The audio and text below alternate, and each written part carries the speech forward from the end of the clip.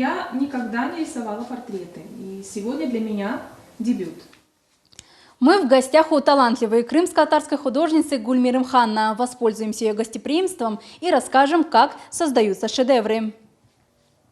Думаю, что я к этому не вернусь, не мое. В мастерской чисто и уютно. Все на своих местах. Белые стены, яркие картины и минимальный набор мебели. Впрочем, это не дизайнерские изыски, а необходимость. В этой студии она находится большую часть своего времени. Здесь проводит и мастер-классы. Это моя студия, в которой я вдохновляюсь, в которой я творю, и которая меня наталкивает на какие-то новые идеи. В общем, все это я создаю именно здесь. Но здесь очень красиво. Обычно мы привыкли, что у творческих людей бывает маленький творческий беспорядок.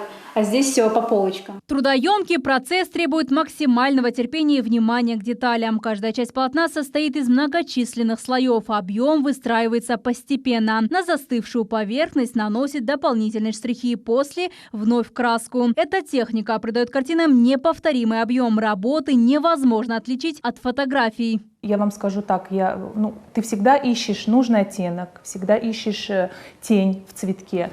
Ну и, наверное, чем больше ты тратишь времени на картину и вкладываешь в нее свое видение, свой потенциал, тем, наверное, ярче и круче получается результат.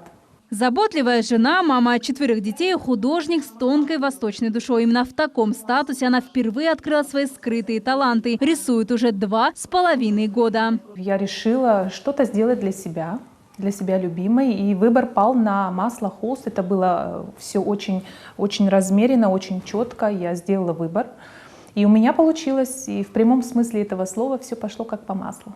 По маслу пошло и всеобщее признание в социальных сетях. Восхищенные подписчики стали активно следить за творчеством Гульмиры. Своими новыми творениями девушка делится в первую очередь с ними. Всем привет, мои дорогие! Сегодня у меня в гостях телеканал «Миллет», которые пришли поснимать меня и мое творчество. Заставили меня даже рисовать портрет, который я не умею рисовать, но тем не менее.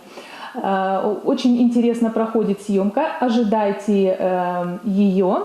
Вдохновение она черпает в общении с природой и работает в интерьерной живописи. Ее смело можно назвать мастером света и тени. Именно игра красками делает картины художницы живыми. Кстати, сейчас я увлеклась современной такой прям в полном смысле этого слова живописью. Это акриловая живопись в технике акрилик fluid powering. Это очень такая, знаете, как психотерапия, я могу даже назвать ее.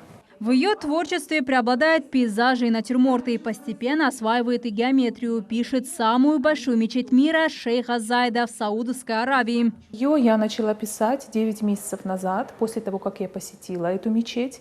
Я была очень вдохновлена, и незамедлительно после возвращения из этого путешествия я приступила к ее написанию. Но, к сожалению, пока я еще ее не закончила. 10% еще нужно доработать. В общем-то, мне кажется, очень получилось масштабно. Начинающая художница мечтает о собственной выставке. Среди ее работ десятки неповторимых полотен.